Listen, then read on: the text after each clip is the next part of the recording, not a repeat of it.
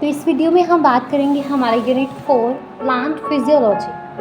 Plant physiology के आगे 3 chapters हैं, photosynthesis in higher plants, respiration in plants और प्लांट ग्रोथ एंड डेवलपमेंट। तो सबसे पहले फर्स्ट चैप्टर करेंगे photosynthesis in higher plants.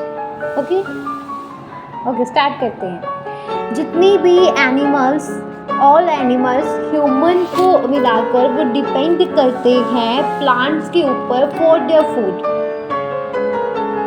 Green plant जो होते हैं इनफैक्ट वो अपना खाना बना सकते हैं rather than synthesis the food they need all other organism। मतलब जो ग्रीन प्लांट्स होते हैं ना वो अपना खाना खुद बना सकते हैं और बाकी जो ऑर्गेनिज्म हैं वो डिपेंड करते हैं ग्रीन प्लांट्स के ऊपर for their food according to their needs. Green plant जो होते हैं वो क्या करते हैं, फोटोसिंथेसिस करते हैं ना। फोटोसिंथेसिस प्रोसेस है जिसमें प्लांट्स अपना खाना खुद बनाते हैं। कैसे बनाते हैं, कार्बन डाइऑक्साइड हाइड्रोजन लेते हैं, sunlight in the presence of sunlight and chlorophyll pigment तो किसी H6H12O6 कार्बोहाइड्रेट ग्लूकोज बनाते हैं और ऑक्सीजन इसमें रिलीज होता है ना, ये आपने पढ़ा था। तो और क्या होता है कि ग्रीन प्लांट्स क्या करते हैं, carry out photosynthesis a physiochemical process by which they use light energy to drive the synthesis of organic compounds. Ultimately क्या है कि जितने भी लिविंग ऑर्गेनिज्म है और लिविंग फॉर्म जो अर्थ पे रहती हैं वो डिपेंड करती हैं एनर्जी के लिए सनलाइट के ऊपर। और ये इस एनर्जी को यूज़ करके, सनलाइट की एनर्जी को यूज़ करके प्लांट्स क्या करते हैं, फोटोसिंथेसिस करते हैं। Is a basis of life on earth.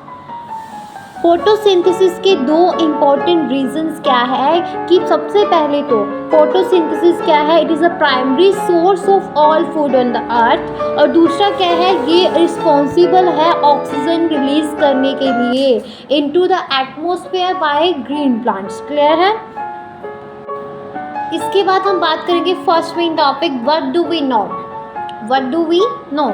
तो इससे पहले मैं बता देती हूँ इसके टोटल हमारे पास 10 मेन टॉपिक्स हैं। तो अभी फर्स्ट मेन टॉपिक की बात करेंगे, व्हाट डू वी नो, जिसमें हमने जैसे let us try to find out कि what we already know about photosynthesis, है ना।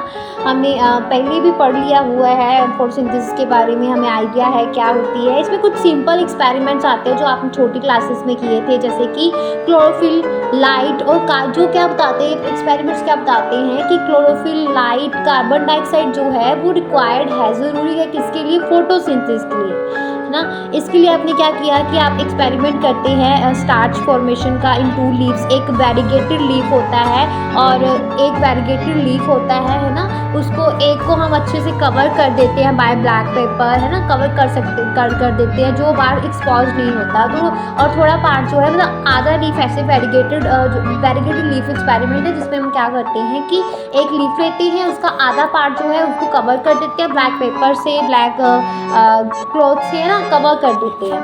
तो और दूसरा जो पार्ट होता है उसको हम कवर नहीं करते, एक को नॉट एक्सपोज रखते हैं और एक को नो एक्सपोज नहीं रखते, है ना। जिस पार्ट को हमने एक्सपोज रखा है उसमें लाइट इनकाउंटर करेगी, फोटोसिंथेसिस होगी, ग्लूकोज बनेगा, स्टार्च बनेगा, तो स्टार्च टेस्ट पॉजिटिव आएगा, है ना।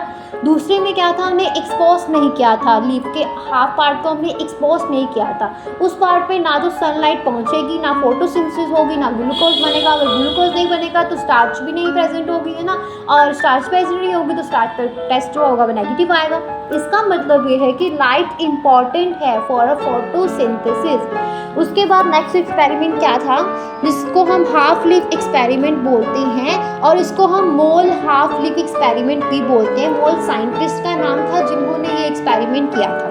ओके, तो उसके बाद क्या है, मोल हाफ लीफ एक्सपेरिमेंट में क्या पढ़ते हैं हम कि हम एक टेस्ट ट्यूब लेते हैं, उसमें हम क्या करते हैं एक लीफ रखते हैं और टेस्ट ट्यूब में पहले से सोल्यूशन पड़ा होता है potassium hydroxide KH soft cotton का सोल्यूशन पड़ा होता है। और जो हमारा सोल्यूशन है KOH soft cotton potassium hydroxide का जो ये हमारा सोल्यूशन है,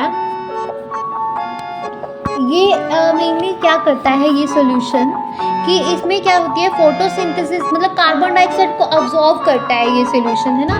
और it will absorb all carbon dioxide, इसलिए कार्बन डाइऑक्साइड टेस्ट ट्यूब के अंदर नहीं है ना।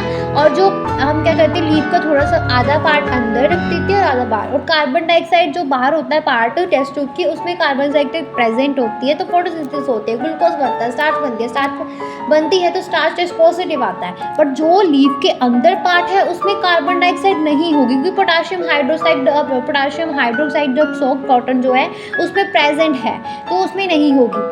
तो उसमें ना ही कार्बन डाइऑक्साइड प्रेजेंट है तो फोटोसिंथेसिस नहीं होगी, ना ग्लूकोज बनेगा, ना स्टार्च बनेगी, और ना स्टार्च बनेगी तो स्टार्च टेस्ट होगा वो नेगेटिव आएगा। इसका मतलब ये है, इस एक्सपेरिमेंट से मैंने ये समझाया आपको कि कार्बन डाइऑक्साइड भी इम्पॉर्टेंट है फोटोसिंथेसिस के लिए। अभी तक हमने दो बातें की है, एक तो लाइट इम्पॉर्टेंट है, दूसरा कार्बन डाइऑक्साइड इम्पॉर्टेंट है। तो यहाँ पे हमारा फर्स्ट मेन टॉपिक और चैप्टर के बारे में थोड़ी सी जर्नल एक ओवरव्यू हमने कर लिया है। अभी नेक्स्ट वीडियो में नेक्स्ट टॉपिक्स के बारे में बात करेंगे।